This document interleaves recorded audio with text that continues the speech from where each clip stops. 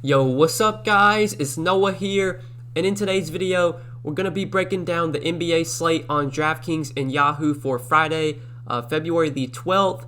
We do have a big Friday night slate. We got 11 games tonight. We're going to break it all down team by team. I'm going to give you guys my early thoughts, what stands out to me looking at this slate the night before, going through each team, talking about the guys that do stand out, giving my early thoughts. But before we do get started with the breakdown, guys, as always, I'd appreciate it if you hit that like button down below. If you are new to the channel here, be sure to click that subscribe button as well. Click the notification bell so that way you do get notified every time I upload. You also get notified every time I do go live, and I will be live streaming this afternoon around 4 o'clock Eastern time. So if you want to tune into the stream, I'll be able to answer all your questions. We can break down this slate, talk through everything once again. We can, hit on any injury news that comes out throughout the day. We'll do all that in the live stream. So tune into the live stream, hit the like button, hit the subscribe button. Check out my Patreon content as well. Link down below in the description. If you do really enjoy these videos, if they really help you out a lot, you want to see more that I have to offer, I do have a lot of additional content on Patreon. You can check that out. Link down below in the description. But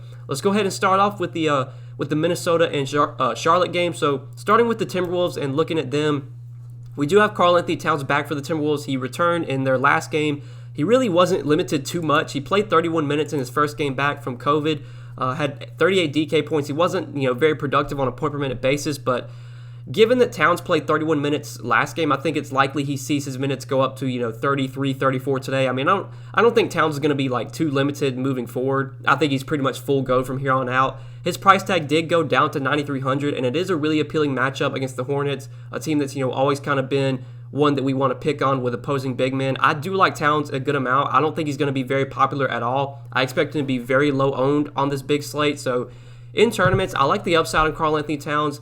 This is a guy that, when he's on the floor, he's going to be really productive. We saw that at the beginning of the year. He's going to give you 50 plus DK points very consistently. Does have, 60-point upside. Definitely like Towns in this matchup. He's by far my favorite guy to target from the Timberwolves today. D'Angelo Russell is out again, so that's a little boost for Malik Beasley, a little boost for Anthony Edwards, Ricky Rubio, but all those guys have been priced up to where I don't really have too much interest in them on this slate. I think if I was going to consider any of them, it would be Rubio on Yahoo. If you play over on Yahoo, Rubio is only $14. That's still pretty cheap. I don't mind him over there, but Malik Beasley's $26. I don't love that price. If we look at I forgot who I was talking about. Who else was I talking about? Oh, Anthony Edwards. So if we look at Anthony Edwards, he's $20. I don't love that price either. I don't expect Edwards to be as productive now that Towns is back. So yeah, I think out of the main guys from Charlotte, it's Towns for me, and then Rubio on Yahoo I have some interest in. But that really does it for the Timberwolves today. They're not that appealing of a team on this slate. Everybody's just kind of priced appropriately, especially on DraftKings. So moving on to the Hornets side and looking at them. So we don't know the status yet of Devontae Graham. Devontae Graham is questionable for this game. He's been out for, I believe, their last 4 or 5 games. With him out, or with him being out lately, it has boosted LaMelo Ball's minutes. It's been a boost for Terry Rozier as well. LaMelo Ball's up to 8,600. I'd still have some interest in him in tournaments, though, if we do get word that Devontae Graham is out. I think it's likely we get 30 to 32 minutes from LaMelo Ball, if not more. He's been losing minutes lately because of the blowout. They've been involved in 3 straight blowouts, but most nights in close games, especially if Graham's out, we're going to get 34, 35 minutes from LaMelo Ball, and we know the upside this guy has in a really good matchup against a fast-paced Timberwolves team. I think LaMelo Ball is a very appealing tournament option, and I don't expect him to be very popular at all. He should be really low owned, does make for an appealing play if Devontae Graham is out. Terry Rozier, I do have interest in as well. I was pretty high on him last slate, and it worked out. He had 46 DK points, played 33 minutes. He was only 6,200. His price tag went up a little bit, but without Devontae Graham, Terry Rozier's minutes are way more secure. He's going to get a little bit more usage as well. Should have the opportunity to do more with Graham off the floor. They're going to stagger Rozier and LaMelo's minutes so that one of those two guys is on the floor at all times. You're going to see a lot, of minutes played for Rozier without LaMelo Ball. So definitely like Rozier at 6,600 if Devontae Graham remains out. If Devontae Graham winds up playing, though, I don't have really much interest in anyone on Charlotte today. This game isn't that appealing as a whole, but I think there are some tournament upside guys worth targeting, like Karl-Anthony Towns, LaMelo Ball, Terry Rozier.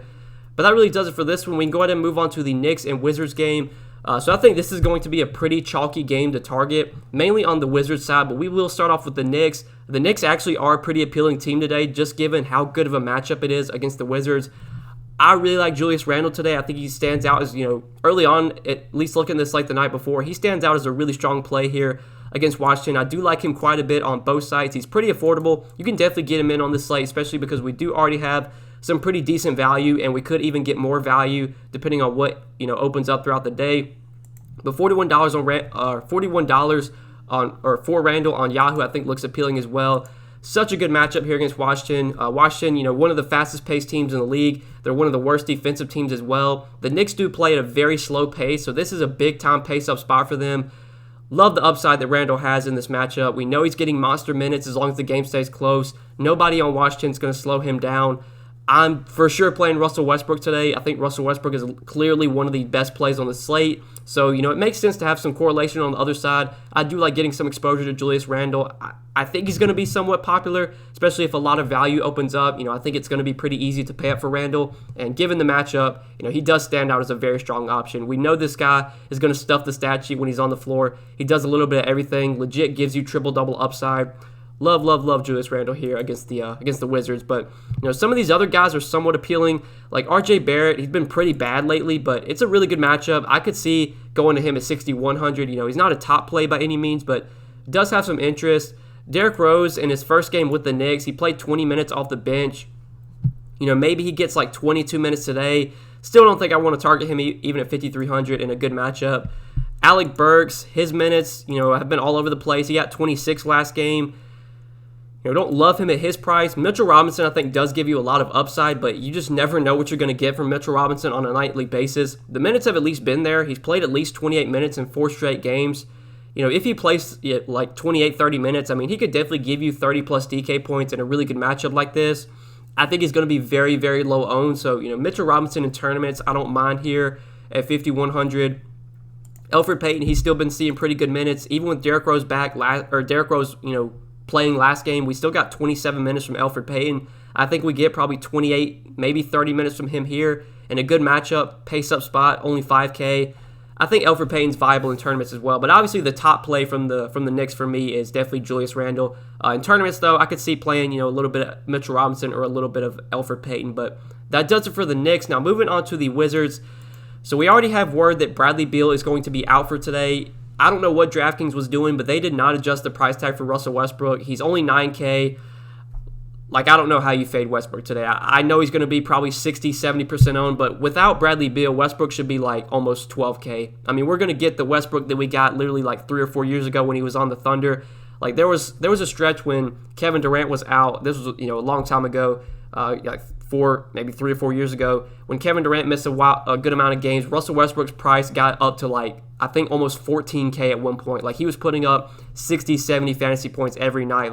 Westbrook just has so much upside when he's, the ball's in his hands when he's, running the offense, and that's going to be the case tonight. Without Bradley Beal, Westbrook this season has almost a 40% usage rate. He averages 1.6 fantasy points per minute. He should be 11K today. He's too damn cheap. You just play him and you move on. And if he somehow busts, then whatever. I'll just move on to the next slate. But I'm for sure locking in Russell Westbrook today. I just don't see any way around it. Clearly stands out as one of the best plays on the slate with Bradley Beal ruled out.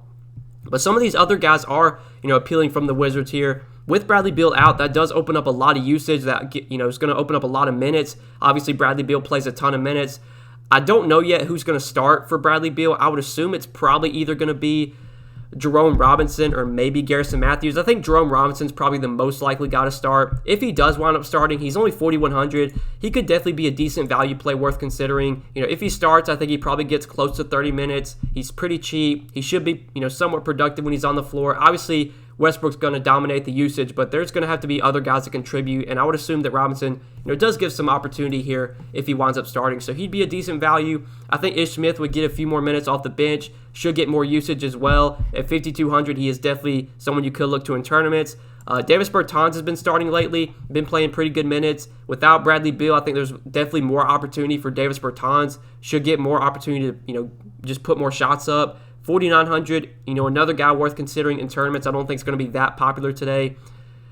Alex Lynn, he should be really productive as well. His numbers, it's a small sample size, but he's been really productive with Bradley Beal off the floor. I don't know how many minutes he plays, though. He's played 21 in their last 2 games. My best guess is he probably gets like 22 to 24 minutes. He could definitely give you 30 DK points in 22 minutes. Don't mind Alex Lynn, but obviously, the top play from the Wizards today is 100% Bradley Beal. I think these other guys you can consider as lower-owned option in tournaments. Jerome Robinson, I think, is more viable. He's probably he's definitely my second favorite guy from the Wizards if he winds up starting Jerome Robinson, that is. But like Denny Avia, Bertans, Ish Smith, I think these are guys you can consider in tournaments because they do have more upside now that Bradley Beal is out. Like Avia's numbers have actually been pretty good in limited minutes this year with Bradley Beal off the floor. He's averaged over a fantasy point per minute. He's cheap. We'd probably get around 30 minutes from him. Another guy that is worth considering. So a lot to like from the Wizards today. A lot of guys that I definitely could see putting up really good games for their price tags. But obviously the core play top guy here is Russell Westbrook. He's the guy we want to lock in. But moving on to the next game, we can go ahead and talk about the Spurs and the Hawks. So on the Spurs side, we know that LaMarcus Aldridge remains out for this game. DeMar DeRozan's price tag's up to $8K. I still think he's viable. It is a pretty good matchup against Atlanta. Does he stand out as a top play today? No. Like, there's other guys I think I'd rather consider on a big slate like this, but still do have some interest in DeMar DeRozan. I got absolutely burned by Dejounte Murray last slate. He only played 26 minutes in that game against the Warriors, 14 DK points.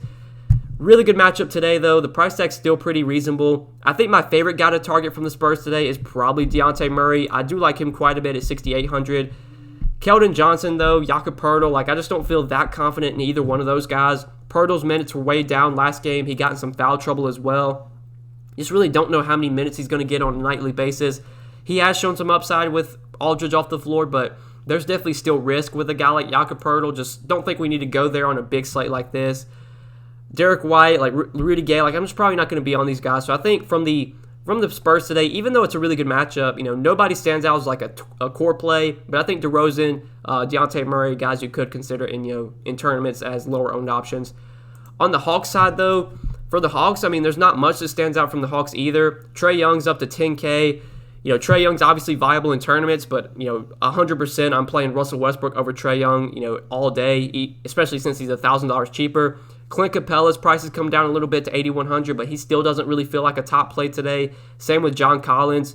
Danilo Gallinari, he got up to 30 minutes last game, but he's been priced up to nearly 5K.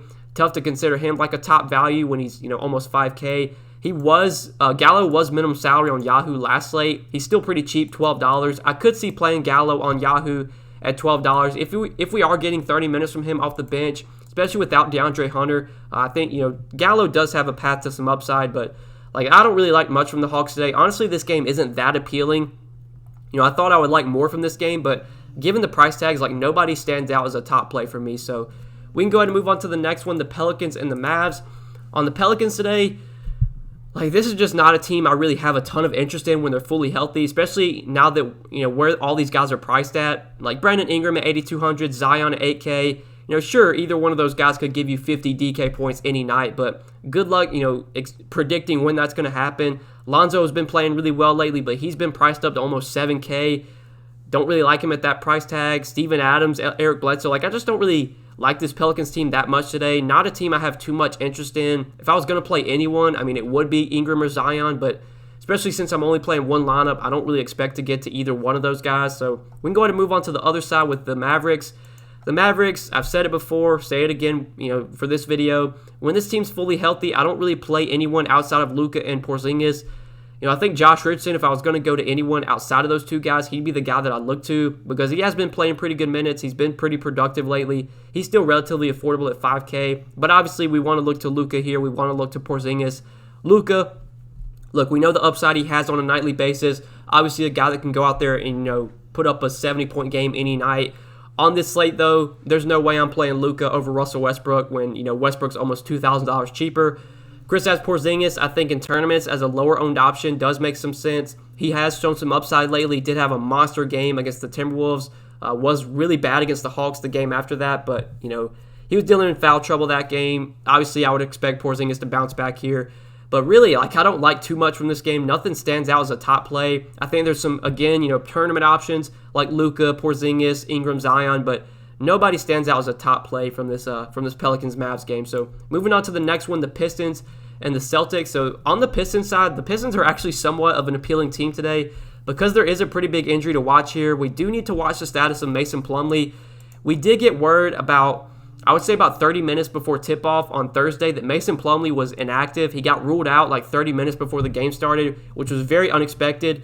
And then the beat writer tweeted out like after the game that Dwayne Casey came out and said that they don't know, or he said on Plumlee's status that he shouldn't be out for too long, but he didn't really specify when Plumlee was going to be back. I'm going into this slate assuming that Plumlee's going to be out again. It seems like that's going to be the case. They didn't really, Casey didn't sound very confident that he was going to be back for Friday's game. So I'm going into this slate assuming Mason Plumlee's out, and that's definitely going to give us some value. I think if Plumlee's out again, Isaiah Stewart's 3,100. He started on Thursday. He became a really, really good value once it was announced that he was starting. He played 31 minutes in the starting lineup. It was really productive. Had 17 points, 7 rebounds, 1 assist, 1 block, 2 steals. Had 33 DK points in 31 minutes. This season when he's gotten minutes, he's been around a point per minute player. I would assume that if Plumlee's out again, we see Isaiah Stewart start and probably play about 32 to 34 minutes. At 3,100, he is going to be a very, very good value. So I'm assuming Plumlee's out again, which does make Isaiah Stewart, stand out as a really, really good value and one of the top value plays on the slate right now. He has minimum salary on Yahoo, so I do like him a ton over there as well. But like other guys from the Pistons, Jeremy Grant, I don't love him on this slate. I did play him on Thursday, but don't think I'm going to be going back to him today. Just there's so many other good plays I think I'd rather target. Same with DeLon Wright. I had interest in Wright on Thursday. Don't think I'm going to beat it on him for this slate. Blake Griffin, I think, does get a boost if Mason Plumlee is out. He came out really hot and played really well at in the first quarter in that game against the Pacers, but he cooled off in the second half. Only finished with 28 DK points in 33 minutes. I think there will be more opportunity for Blake Griffin with Plumlee out. If Plumlee, misses again, he will maybe get some time as their backup center as well. At 5,600, obviously Blake Griffin's not like a top play or anything, but I think he's actually viable on this slate. I think he is someone you can consider, especially if Plumlee remains out. So I don't mind him at 5,600. It is worth noting that this is a back-to-back, so there is not a, it's not a lock that Blake Griffin plays today. He could definitely be out for this game, so just keep an eye on that. But obviously, the really good play from the Pistons today is Isaiah Stewart, assuming that Plumlee remains out. Given the tweet that I saw that said, Dwayne Casey, it didn't seem like he was too confident that Plumlee would be back for this game. I feel like Plumlee is probably going to be out for at least another game or two. So I'm going to assume he's out, which makes Stewart a really good value. But moving on to the Celtics side, nobody on the Celtics stands out as a top play today. This is a back-to-back for them as well, so we'll need to watch, probably the status of Kemba Walker. That's a big one. Kemba Walker did rest on their last back-to-back, I believe. He could definitely be out today, so just keep an eye on that. If he were to be out, that would make guys like Jaylen Brown, Jason Tatum more appealing. I still don't think either one would be top options for me. Just so many other guys I'd rather go to on this slate. Daniel Tice, I don't mind at 4,800. He started at center. They brought Tristan Thompson off the bench Thursday. Tice did have a pretty good game in the starting lineup, starting at center. Had 30 DK points in 27 minutes. At 4,800, he's not the worst value play, but I don't think he's a top value by any means. Maybe if Kemba Walker winds up resting, we could go to Jeff Teague. I believe he did start last time Kemba was out, but he didn't play a ton of minutes. I think it was this game against Sacramento. Kemba was out that game. Teague played 23 minutes, had 11 DK points. He's not a guy I'm going to feel insanely confident in. I don't even know if he played on Thursday, if he was even in the rotation. I don't even think he played Thursday. Yeah, so Jeff Teague didn't even play Thursday. So even if Kemba winds up resting, I still don't feel that confident in Jeff Teague. Honestly, Payton Pritchard. Yeah, Payton Pritchard would probably be the guy we want to go to. So he got 29 minutes. I think he's clearly passed up Jeff Teague in the depth chart. So if we actually get word that Kemba Walker is resting, I think Payton Pritchard becomes a really, really good value at 3,800. He's been productive this year when he does get minutes. He can score. He can definitely do a little bit, with the assists and rebounds as well. He'd have the ball in his hands more if Kemba were to rest. So just keep an eye on that. Kemba Walker back-to-back could maybe be out today. So that would definitely make a guy like Payton Pritchard a pretty solid value play. But we can go ahead and move on to the next game, the Clippers and the Bulls. So on the Clippers today, we know that Paul George is going to remain out for this game. That does make Kawhi Leonard, a pretty appealing pay-up option. He's 9,500. He's not that cheap, but On this slate, I do like him quite a bit if I can pay up at small forward. I think he is definitely one of the better options at the top of the small forward position. Really, really good matchup against the Bulls. The Bulls are a very fast-paced team. They're not good defensively at all. We saw Kawhi finally, pop off for a big game last time out against Minnesota. Had 59 DK points in 37 minutes. Like that's the kind of upside that Kawhi has when Paul George is off the floor. So do have some interest in Kawhi as a pay-up option today.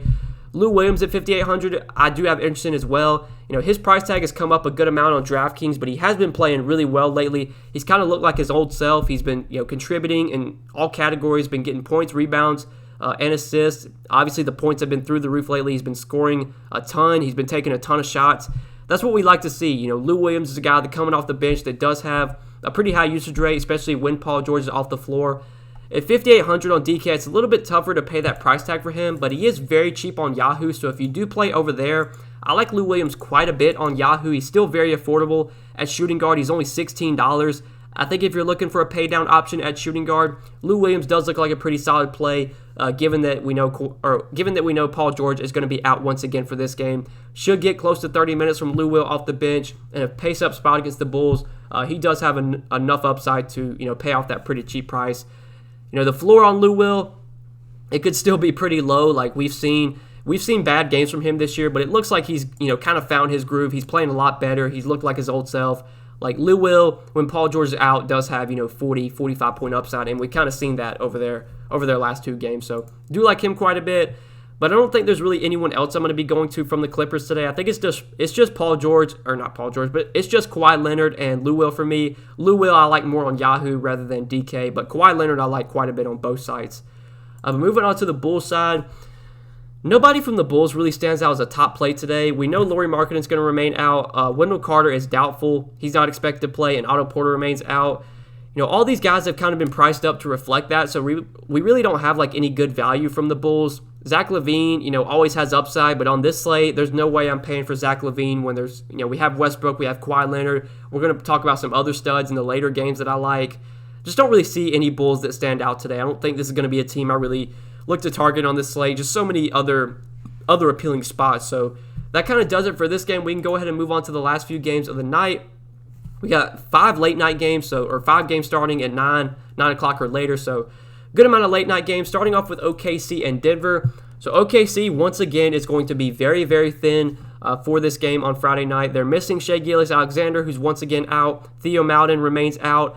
George Hill remains out. And Isaiah Roby is questionable. So if Isaiah Roby winds up sitting, once again, OKC would have an 8-man rotation. If Isaiah Roby winds up playing, they'll have 9 healthy bodies. But we do need to talk about Hamidou Diallo. So at 7K, I think Diallo still looks like a really, really good play. He's been dominating the usage lately without SGA. We've seen big games from him back-to-back nights against the Lakers. In 41 minutes in their overtime game, had 42 DK points. Game went to overtime again, played 38 minutes, had 43 DK points. I don't expect their games to go to overtime every night, but I do expect Diallo to be very productive when he's on the floor. He's had a points, rebound, double-double in back-to-back games. This is someone that can be very productive when he does get minutes, when he does get opportunity, and especially now, given he's getting way more usage with SGA off the floor, and he's got the ball in his hands a lot more. Even at 7K, I still like Hamidou Diallo quite a bit. I like him a good amount on both sides. He is still very affordable on Yahoo, so if you're looking at their pricing over there, he's coming in at $27 at shooting guard. Still think that's honestly too cheap for Hamidou Diallo, so like him a good amount on both sides. I think he does look like a very strong play on this slate once again. Al Horford, though, I think is interesting as well. He got up to 34 minutes last game. Obviously, that game went to overtime, but even in regulation, he had played 30 minutes. So I think as long as this game against Denver stays close, we probably get 28 to 30 minutes from Al Horford tonight. He's been really productive with SGA off the floor in those 2 games without SGA. In the Minnesota game, he had 57 DK points in 29 minutes. In the Lakers game, in the second game, he had 56 DK points in 34 minutes. He has shown 50-plus point upside when SGA has missed games this year. Horford is someone that still can be very productive when he does get minutes. He can contribute in all categories. He nearly triple-doubled last game. He was 2 rebounds and 2 assists shy of a triple-double. If they would give Horford 36 minutes, he'd be putting up 45, 50 DK points a night in this scenario. But the minutes are the one thing. That's what caps his upside, I guess, is that the Thunder are not pushing him like they are their other starters. Horford, even if this game's close, he's probably only going to play 28 to 30 minutes, which is the only thing that makes him, not appealing. If we knew we were getting 35 minutes from Horford today, he'd be a top play for me. But the minutes are just tough. I still like him, though, because he has shown upside. Even though he might only play 30 minutes, he can still put up 45, 50, given there's no SGA, no George Hill. I mean, they're just so thin right now. So I do like Al Horford quite a bit. Darius Bazley, I'm a bit iffy on. He hasn't been as good lately. He should still play a ton of minutes, but tough to consider him a top option. The minutes are going to be there, though, but I do like Kendrick Williams a good amount, 5,100. So Kendrick Williams, last game, played 40 minutes in regulation. He did start that game, had 39 DK points. He was very productive on a point-per-minute basis. Look, if they're going to continue to start him and play him, 34, 35 minutes, I like Kendrick Williams quite a bit at 5,100. He's another guy that, can be somewhat productive when he does get minutes. Obviously, without SGA, there's a lot of usage to go around, a lot of opportunity for other guys to produce, and we've seen Williams do that over their last few games. So at 5,100, I think he's probably my second favorite guy to go to from the Thunder today, behind Hamidou Diallo. Lou Dort, I don't really like, though. Mike Muscala, you could maybe target if Isaiah Roby's out, but if Isaiah Roby plays, I don't have too much interest in Muscala. If Isaiah Roby does play at 4K, he would be a decent value. I don't really know how many minutes he would play. I'd assume that Kendrick Williams would remain in the starting lineup, but it wouldn't be surprising if they start Roby over Kendrick Williams. But at 4K, with how thin the Thunder are right now, I still think Roby would probably get like 22 to 24 minutes if he comes off the bench. Could definitely give you a decent score for his price tag. He's not as cheap as he was recently, but still a decent value if he does wind up playing. But I think that does it for the OKC side. Don't really want to go to Justin Jackson or Darius Miller. So moving on to Denver. Denver doesn't look that appealing for me on this slate. I think Jokic, you can always target in tournaments. OKC really doesn't have anyone to slow him down. Al Horford's a decent defender, but he's not going to slow down Jokic. Mike Muscala, Isaiah Roby, if he plays, neither one of those guys are going to slow down Jokic. I mean, Jokic does have a ton of upside here, so I do have interest in him in tournaments as another pay-up option, but still, he's behind Russell Westbrook for me. Jamal Murray, the price tag's starting to come down, but it's just hard to predict what we're going to get from Jamal Murray on a nightly basis. Michael Porter Jr. has been starting recently, been playing a little bit better, been getting, about 27, 28 minutes. I don't mind him at 6K, but nobody from Denver really stands out as a top play today. If I'm going to target anyone, it's going to be Jokic. He's the guy that I'm going to go to, but I think that really does it for this game. Moving on to the next one, Milwaukee and Utah. So in Milwaukee, we do know that Drew Holiday remains out. I believe I don't think he's going to be back for at least a few more games. Said that he was ruled out for testing positive. I'm pretty sure he's going to be out for at least, a few more games. If he tested positive, he's definitely going to be out for a few more games. So without Drew Holiday, that does make Giannis and Chris Middleton both more appealing. This is not a great matchup against Utah, against the Jazz. It's going to be a pretty slow-paced game, or at least it's a pace-down spot for the Bucks. But we know without Drew Holiday, the usage is going to be dominated by Giannis and Chris Middleton. So I think both those guys do look appealing in tournaments. I don't think either one are going to be cash game plays for me. Obviously I'm starting my cash lineup with Russell Westbrook, but Giannis in tournaments, Chris Middleton in tournaments, I don't mind that at all. DiVincenzo, Bryn Forbes, both those guys get a little bit of a boost with Drew Holiday out, but either one at their price tag look like great plays today. Honestly, for Milwaukee, I just really want to go to Giannis and Middleton and don't really want to target anyone else. I think just those are the two guys I like most from the Bucks today. On the Utah side, though, we do know that Mike Conley remains out, so that does make Donovan Mitchell more appealing. That gives a boost to Joe Ingles and Jordan Clarkson. Donovan Mitchell at 8,200, I think is still a little bit underpriced. We've seen monster games from Donovan Mitchell the last two games without Mike Conley. In those two, he's played 38 and 36 minutes, and he scored 56 and 62 DraftKings points. The price tag still is not moving at all. He's still only 8,200. I mean, I still like Donovan Mitchell quite a bit. I don't know if I'm going to be able to get to him on this slate. We'll just kind of have to wait and see. But if I can fit in Mitchell, I do still like him a good amount here. We know he's going to dominate the usage without Conley. He's going to have the ball in his hands a lot more. He's been taking a ton of shots recently, which is what we want to see. I do like Mitchell quite a bit from the Jazz side. Gobert, not that interested in. Just other centers I'd rather target. Joe Ingles, I think, somewhat appealing at 5,900. I wish he was a little bit cheaper, but he's going to start and play over 30 minutes without Conley.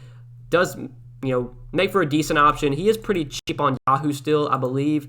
He's small forward, and he's $17. So $17 at small forward. I think Joe Ingles looks a lot better on Yahoo. Jordan Clarkson, he should get more opportunity as well. Probably 28 to 30 minutes. He hasn't been very good lately, but he's going to get more opportunity without Conley. He should get more minutes. He's been shooting pretty poorly lately, so if he can start knocking down some shots, you still do get upside from Jordan Clarkson. But I think for me, it's definitely Donovan Mitchell, the guy that I for sure like most from the Jazz. And I think Joe Ingles on Yahoo at $17 is pretty appealing as well. But that does it for this game. Moving on to the Lakers and the Grizzlies. So starting off with Memphis, Joe Val, John Morant, I think are two guys we could consider in tournaments. Neither one stands out as top plays today, but they have seen their minutes, get back to normal, which is what we want to see. In that blowout against Charlotte, we still got 29 minutes from Joe Val, 39 DK points. This is someone that has always been really productive on a point per minute basis, always been a guy that can go out there and put up, almost 20 and 20 any night. If the Lakers were to miss Anthony Davis, that would make me feel a little bit better about Joe Val. Marc Gasol is still a pretty decent defender, but I do have some interest in Joe Val in tournaments. I don't think he's going to be very popular at all. Same with John Morant. His price tag has come all the way down to $7,100. Not a good matchup here against the Lakers, but the price tag on Morant does make him appealing, given that we're likely going to get 34, 35 minutes from him if this game is close against LA. So do have some interest in him as a tournament play. Don't think I'm going to go to anyone else, though, like Kyle Anderson, Dylan Brooks probably won't be on. Desmond Bane is out for this game, so we'll have to wait and see who winds up starting.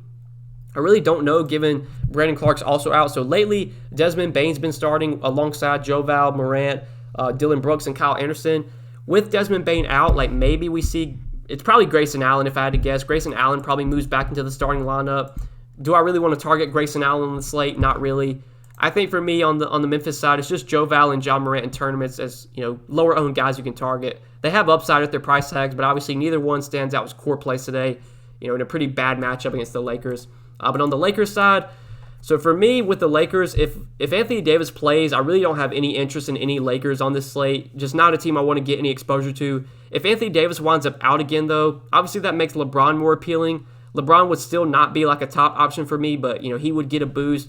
Dennis Schroeder, Montrezl Harrell, Kyle Kuzma, all those guys would get a bump as well. But they've all been priced up on Draftkings, so none of them really stand out as top plays today.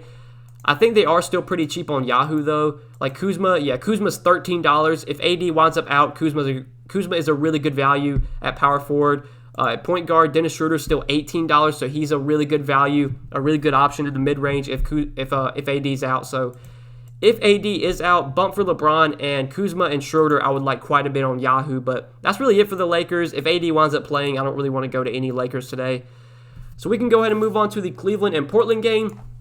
So on Cleveland today, starting off with the Cavs, Andre Drummond, he's the one guy that I like from Cleveland today. I don't really like anything else. I think Drummond is too cheap here in a good matchup against Portland. Portland without Yusuf Nurkic, it's going to be Enes Kanter, Harry Giles, the two guys out there trying to slow down Andre Drummond. And, Kanter, he's a good offensive center, but he's not really good on the defensive end. So we could definitely see a big game from Andre Drummond here. He only played 16 minutes last game. I really don't have any idea why that happened, but they got blown out. It was just an ugly game. We should expect Drummond to get back to his normal 30, 32 minutes. And lately, with Jared Allen starting alongside Drummond, that's actually been pretty good for Drummond's minutes. We saw him play 36 minutes the game before that when Jared Allen started. So there's a chance we could get like 35, 36 minutes from Drummond here. We know he's a very productive player when he's on the floor. He's a 1.4 fantasy point per minute player. He's a high usage player. He's a guy that can definitely stuff the stat sheet when he's out there. And at 8,200, if we're getting over 30 minutes from Drummond, he could still give you 50 DraftKings points in 30 minutes, especially in a pretty good matchup in a pace-up spot against Portland. So I actually do like Andre Drummond quite a bit at the center position. I think he looks like one of the better pay-up options at the top. But I don't really like anything else from Cleveland today. Jared Allen, even though he's starting, I don't have that much interest in. I know he had a good game last time out, but a lot of that had to do with Drummond not playing much. I don't really want to go to Jared Allen. He's not nearly as productive when he's playing alongside Drummond. So yeah, it's just basically Andre Drummond, and that's it for Cleveland for me. Now on the Portland side, talking about the Blazers, this is a back-to-back for the Blazers, so that is something to monitor. I don't think anyone would rest here, but it's at least something worth monitoring. But with the Blazers, we do have Damian Lillard at 9,800. Lillard, I think if this were any other slate, like Lillard would look like one of the best pay-up options, but because we have Russell Westbrook so underpriced, it's hard to consider Lillard like a top stud option today. I think, though, if you can play him with Westbrook, you can definitely do that, especially if there is a good amount of value that opens up as the day goes on. Anytime CJ McCollum is out, Lillard should be, I said this in Thursday's video, Lillard should be 10,500, close to 11K when McCollum is off the floor. He is still underpriced. Not the best matchup against Cleveland, but still do have some interest in Damian Lillard.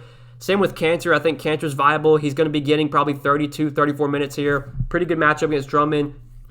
we know they're going to need his size out there against Drummond, so do have some interest in Enes Kanter, but that's really it for me from Portland. Not much else, not a ton of interest in anyone else outside of Lillard and Kanter. I think that basically does it for the Blazers today. So we can go ahead and move on to the Orlando-Sacramento game. So this is probably the biggest game to watch on the slate. So right now, Orlando is we have no idea what's going on in Orlando. So in Thursday night's game, we got word, I would say probably around like 7:45. It wasn't, but probably 10, 15 minutes after lock. We got word that Evan Fournier, Cole Anthony, Michael Carter-Williams, and Al-Farouq Amino, that all four of those guys were ruled out. So basically the Magic had a 9-man rotation on Thursday night. This is obviously a back-to-back for them. So they had 9 healthy bodies Thursday night, and then Frank Mason, who started in place of Cole Anthony, literally got hurt like 2 minutes into the game, which was just super tilting, man, because I'm sure a lot of you, including myself, we all played Frank Mason once Cole Anthony was ruled out. But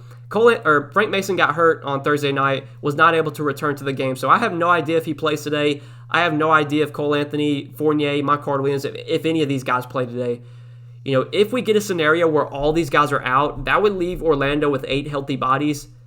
I mean, Orlando, if they have to run an 8-man rotation, like this is going to be a team we want to load up on for value because they just don't have any other guys. I mean, James Ennis is not someone I really get excited to play, but he's literally going to have to play close to 40 minutes if all these guys are out. Same with Dwayne Bacon. Khem Birch would get a good amount of minutes. He'd probably play even alongside Nikola Vucevic some. Gary Clark would have to play a lot more minutes. So I would definitely like some of these Orlando guys. Obviously, though, it would start with Nikola Vucevic. If we do get a scenario where Fournier, Anthony, Mason, Carter-Williams, where all these guys are out, I think Vooch, alongside Russell Westbrook, looks like probably the second best stud option on the slate. It's a fantastic matchup against the Kings. The Kings are terrible defensively. They play at a very fast pace. I mean, you could not ask for a better spot for Vooch. We know the usage is going to, run. It's going to be dominated by Vooch. The offense is going to run through him. Even if Fournier plays today, I still have a good amount of interest in Vooch. Love him here, regardless of the status of Fournier. But obviously, he would get a boost if Fournier and Anthony are out again. If Fournier and Anthony are out again, I love Terrence Ross as well. He took a ton of shots. Like last time I checked, Terrence Ross had taken it was halftime, and he had taken 15 shots at halftime. I mean, he was just going out there and chucking. He did start the second half in place of Frank Mason. He was basically their point guard for Thursday's game. So if Frank Mason and Cole Anthony are out again, we might get Terrence Ross starting at point guard, which would make him, obviously a pretty good play. It would increase his value. But let's see. So Thursday, Terrence Ross played 40 minutes on Thursday after Frank Mason got hurt. He took 27 shots, finished with 20 points, 6 rebounds, 3 assists, and 3 blocks. So pretty big game from Terrence Ross on Thursday. Vooch finished with 25, 13, 5 in 37 minutes. Dwayne Bacon played 36 minutes. James Ennis played 38 minutes. Khem Birch played 23. Okeke played 35 minutes. They're just going to have to play so many freaking minutes. So we just got to watch the Magic here. If we get a scenario where Fournier, Anthony, all these guys play, really the only guy I'm going to be targeting is Vucevic. But if we get a scenario where Fournier, Anthony, Mason are all out, I think Vooch is a great play. I think Terrence Ross is a great play. I think Dwayne Bacon's a solid value. I think James Ennis is a solid value. Okeke I would like quite a bit. Khem Birch is a really good value, given that he played 23 minutes. He played alongside Vooch a good amount. Yeah, really the only guys I don't want to target. Let's say the Magic run an 8-man rotation today. The only guys I don't want to target are Mo Bamba and Gary Clark, because Gary Clark only played 15 minutes. I'm not sure if he got hurt or if they just elected not to play him. Mo Bamba only played 7 minutes, so Bamba, Clark I have no interest in, but really all other 6 guys that are going to be active I think are viable. So yeah, this is going to be a pretty interesting game. We just got to watch the status of all these guys here. This is a late night game.